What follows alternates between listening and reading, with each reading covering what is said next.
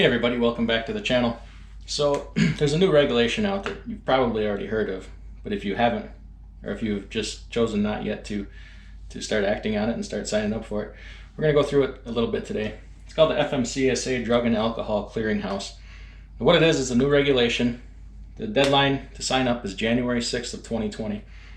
It is basically takes our current drug testing system and makes a federal database for reporting all activity. Why we have it, it's a matter of opinion. I certainly have my own. You're welcome to your own, so we won't go into that. But regardless, we need to comply with it. So there's basically 3 different sections of it we're going to go through here today. I'm going to try and walk you through all the steps to start to finish of what you need to do as a driver or as a trucking company to get this together and comply with it. So stick around to the end so you don't miss anything. There's basically 3 sections to it. One is for drivers, okay?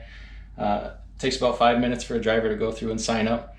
That way you're in the system, and if anybody wants to hire you, they can certainly query you and do that. However, there is no regulation saying that you have to sign up, okay? The second section is for employers, which would be owners of trucking companies, big or small. You need to be in this, and it gets way more complicated for the employer section of it. Third part of it is third-party administrators, medical review officers, basically any medical professional that is involved in the drug testing process, and consortiums, things like that, so that they can report any positive tests, failure to test, things like that. So today we're just going to talk about the first 2. This section, they have their own way to deal with things. So we'll get into the driver's section first, because that's the quickest, and it's only going to take a few minutes, and then we'll get into employers. It's going to be way more involved. So stick around, hit that like button, and we'll get started here. Welcome to the channel, yeah. Do it yourself, semi. Hey yo, DIY semi. Come on, won't you let me help you simplify what your life needs? Hey yo, DIY semi. Come on, won't you let me help you make a profit in life? Yeah, we gon' break it down, break it down. Come on, make a profit, break it down, break it down. Simplify, don't stop it, break it down, break it down. Come on, make a profit, break it down, break it down. Simplify, don't stop it,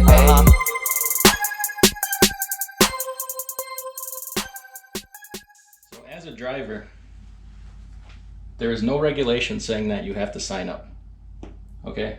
So if you don't want to, don't do it. If you never plan on changing jobs or anything like that, then it's up to you whether or not you want to sign up.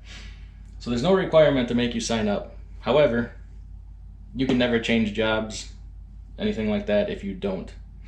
Because if you don't sign up, it inhibits the ability for new companies to query you and do a search on you, so they cannot hire you. So what you do is you go to clearinghouse.fmcsa.gov. If you choose to sign up, put in your most intimate details, your CDL number, your email address, your phone number, all your very personal information, and then you're signed up. Companies can query you and see if you've had any failed tests, refusals to test, anything like that in your past. For the drivers, it's free to sign up. There's no charge, and you are able to, unlike the the CSA score, you are able to see your own information. So, and like I said, it's needed to change jobs. So it's basically very simple for the drivers. It would take about 5 minutes, and that's really all you ever need to really do. So now we'll talk about the employer side of it. And for trucking companies, it's quite a bit more complicated. You're still going to go to clearinghouse.fmcsa.dot.gov, and then you're going to go to, there's a section there entitled Employers. So you're going to go to that section to sign up. Now the first thing that it's going to tell you to do is that you need a login.gov account. Okay? If you don't have one, what that is, it's an access to the Fmcsa portal, to where you'll have all your safety information, all of your filings, information about your company, your MCS 150 you can do there. The website for that is portal.fmcsa.dot.gov. Now to sign up, you're going to need your FMCSA PIN number, which will be on a letter like this. I've obviously covered up my personal information there. Now, when you filed for your authority, if you've done it in the last 15 years or so, you get a letter like that after you file. It gives you a PIN number. If you don't have it, when you go to this portal website, you can get one, okay? They're going to go by mail, so this is going to take a little bit of time. So you need to get on this right now in order to be compliant for January 6th, okay? Now, the double speak here. It tells you that you can sign up to this clearinghouse without a login.gov account. So I didn't want to do that, make one. So even though I had a PIN number. So I proceeded setting mine up, and it keeps reverting back to you need a login.gov account. So go figure, government double speak. Maybe it is possible, but it wouldn't let me do it. And it was very difficult. So I ended up creating a login.gov account. Now when you do that, like I said, you're going to need that PIN number. You're going to get access to all the FMCSA services with that PIN number. So you'll be able to file your biannual updates, any changes to your authority, address changes, anything like that.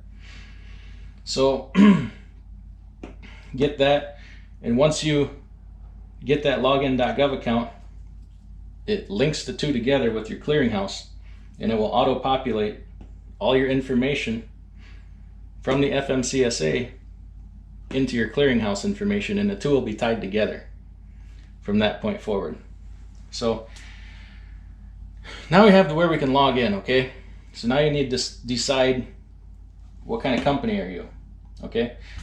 I gotta go on a rant here for a minute. Excuse me, but this is very important, and it's a big pet peeve of mine. So we're gonna talk about it. They differentiate owner-operator or a large carrier, large employer, okay? Now, you gotta understand there's a definition for owner-operator. And this is important, and I'm going to get to that. So I'm not just playing semantics here. An owner-operator is somebody who owns their own truck and they're leased to another carrier under that carrier's authority. They don't have any authority of permits of their own. They run under the carrier's authority. If you're a single truck owner, you have your own authority, all your own permits. You are not an owner-operator. This is very important. You are not an owner-operator. You're a carrier. You're a motor carrier, okay? And we need to change this, people to stop referring to themselves as this, because you are subjected to a whole different set of rules as an owner-operator, including, this just even became more important here recently, okay, with the state of California passing the AB5 law. If you are an owner-operator, they're going to withhold taxes from your paycheck, straight off the top of your gross, okay? They have no idea what your expenses are. That's going to put a lot of owner-operators out of business. If you are an owner-operator, you're subject to leasing laws. You have to have a lease with your carrier, okay? If you're independent, if you don't want to call yourself a motor carrier, call yourself an independent, okay? There's no leasing laws. You're not subject to the AB5 tax law. I could go on and on about these differences, but it is important, okay? So you'll see the continual misuse of the term owner-operator on this clearinghouse website. But just understand, when they say owner-operator, what they mean is a company owner with one truck where you're just the only employee, okay? Then the other differentiation is just they call them an employer, I guess, the bigger carriers. So there's something to be known here.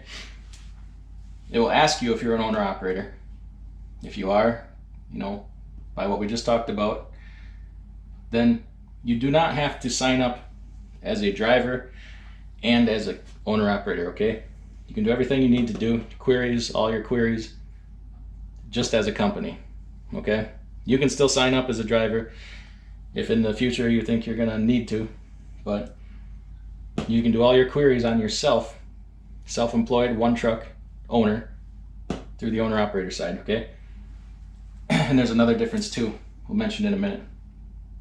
Otherwise, if you're more than one employee you know, if you and then you have another driver, what have you, then you know you're going to do as a regular. I should have wrote employer here instead of big carrier, but just trying to differentiate here.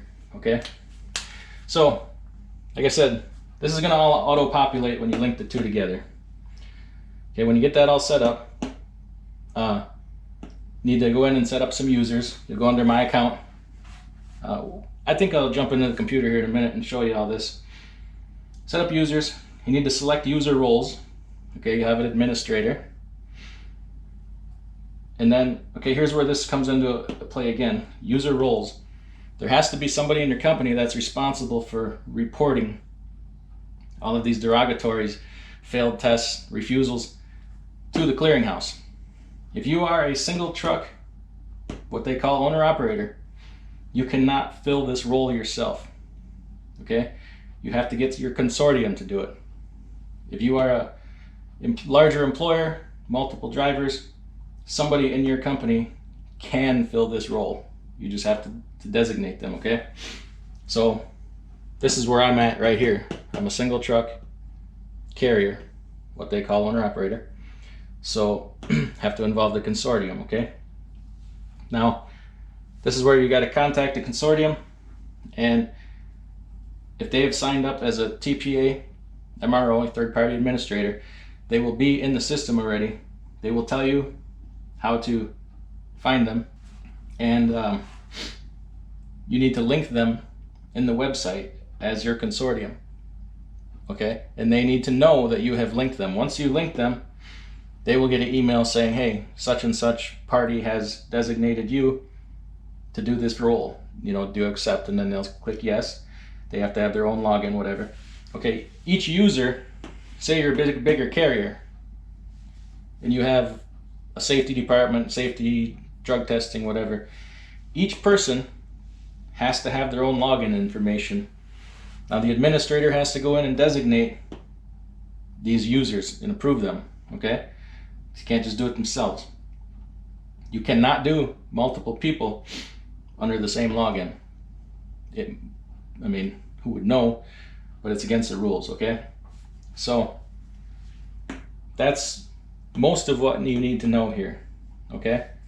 Now, so you got this all set up. What do you do with it? Well, the whole purpose, what you're supposed to do, you're supposed to query new hires, okay? Anytime you're going to hire somebody, you have to go into this clearinghouse, put in their information, pull a report on them. It's $1, I think it's $1.25, okay?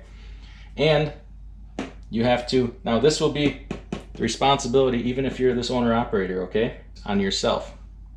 And you have to query each driver annually, even if it's only yourself, okay? Now the big carriers also have to do this, okay? This reporting of derogatories, failed tests, and refusals will be done by your consortium if you are an owner operator. If you are a big carrier and employer, you could still have your consortium do it, or whoever you designated in your company. So that's how this all works. I think we're going to go on the computer a minute, and I'm just going to show you what the interface looks like here, and going to point out some things. So stick around for that. Okay guys, so here we are in the computer. This is what the page looks like here for that Clearinghouse website. Gives you a little bit of overview here.